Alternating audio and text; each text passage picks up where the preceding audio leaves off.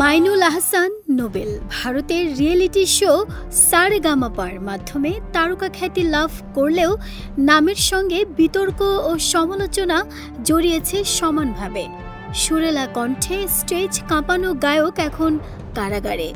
সঙ্গীত শিল্পীর পাশাপাশি নামের সঙ্গে জুড়েছে ধর্ষণ মামলার আসামি, আদালতের বিয়ের বর, আর সবশেষ তার নামের পাশে যুক্ত হয়েছে জাতীয় বেয়াদব। নোবেলকে এই উপাধি অবশ্য দিয়েছেন সঙ্গীত ইন্ডাস্ট্রিরই আরেক সিনিয়র গায়ক রবি চৌধুরী।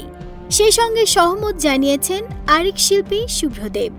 রবি চৌধুরীর এমন মন্তব্যের পর তিনিও নোবেলকে উদ্দেশ্য করে বলেছেন, ভালো বলেছ রবি। গত 18 জুন রবি চৌধুরী তার পুরনো জাতীয় বেয়াদব এ গানের লিঙ্কটি নিজের ফেসবুকে পোস্ট করে তার ক্যাপশনে নোবেলকে নিয়ে মন্তব্য করে লিখেন, নোবেল গ্রেপ্তার হয়ে আবারও প্রমাণিত হলো সত্যি সে জাতীয় বেয়াদব।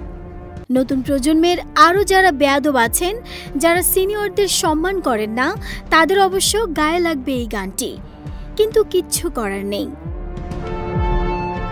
জানা গেছে 2020 সালে জাতীয় বেয়াদব নামে একটি ব্যঙ্গাত্মক গান প্রকাশ করেন গায়ক রবি চৌধুরী। গানের মূল বার্তা ছিল, যারা গুরুজনদের সম্মান করেন না, আপত্তিকর কাজে জড়িয়ে বেড়ায়, অহংকার করে, তারা কেউই শিল্পী নয়, তারা মূলত বেয়াদব। রবি চৌধুরীর গানের ভাষায় নোবেল হচ্ছেন সেই লেভেলের শিল্পী যাকে বলে জাতীয় বেয়াদব, গানের হুবহু কার্বন কপি। এদিকে গত 19 মে দিবাগত রাতে রাজধানীর ডেমরা থানা পুলিশ সঙ্গীত শিল্পী নোবেলকে গ্রেফতার করে। এক নারীকে বাসায় 7 মাস ধরে আটকে রেখে ধর্ষণ ও নির্যাতনের অভিযোগে গায়ক নোবেলকে গ্রেফতার করে পুলিশ। পরে আদালতের নির্দেশে কারাগারে পাঠানো হয় তাকে। তারপর আদালতের নির্দেশে কারাগারে বিয়ে করেন নোবেল এবং ভুক্তভোগী ওই নারী। নাহিদা স্মৃতি, দেশ রূপান্তর।